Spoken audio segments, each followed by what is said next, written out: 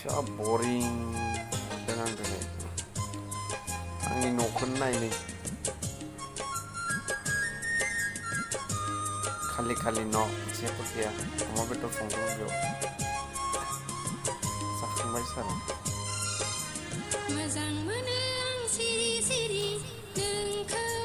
फुरा खालि ओंखाम संग्रा न'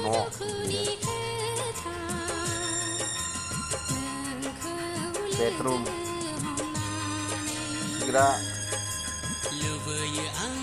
दुगैग्रा न' हल फुजास्थान बेयाव फुजा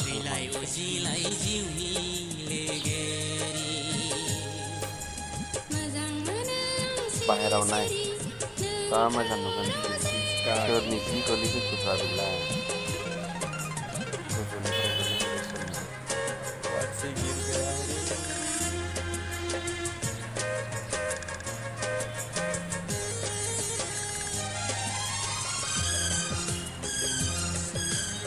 बिल्डिं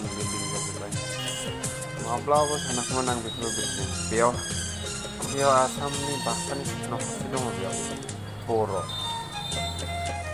बे गोमो बिल्डिङाव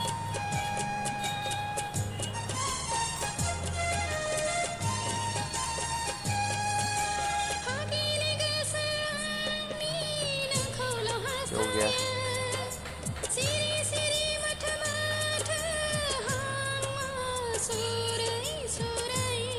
बिराद गिदिर बिल्डिं बियो दुइस' न'खरसे दङ बेयाव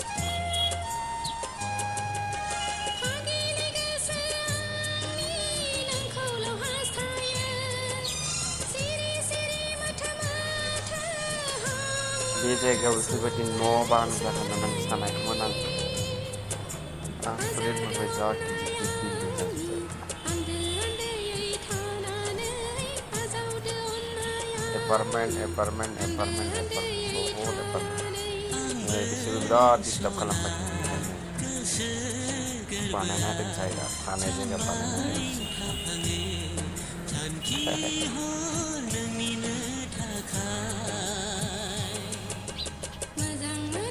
माबा गायलाबायदों आं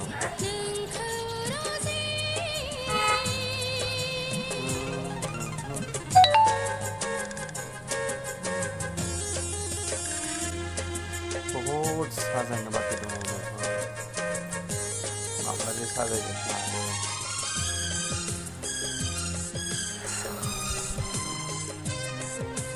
बेथिंबो नाय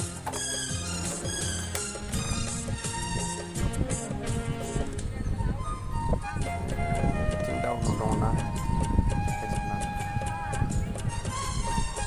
स्कुल दङ बिथिं सम एकाडेमि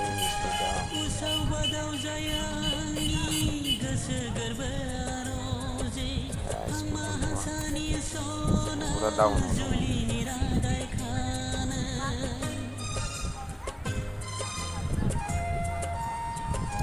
बेयावबो न' जागोन जोंनि गेट बियो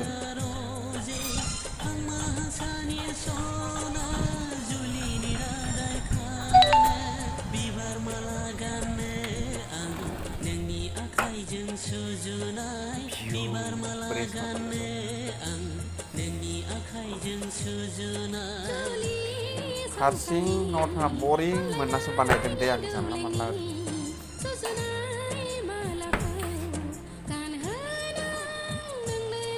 बिराद बरिं मोनदों आं गारियाव पेट्रल गैया नङाबा बेरायलाबायगौमोन पेट्रल दंनाय मोनब्ला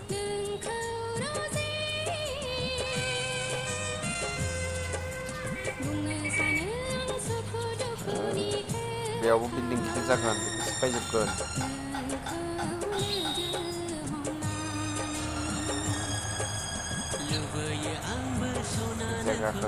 बे जायगाखौनो दत्तनगर नासिक MIDC आमबाद इन्डास्ट्रिनि खाथियाव आरो बेयो MIDC इन्डास्ट्रि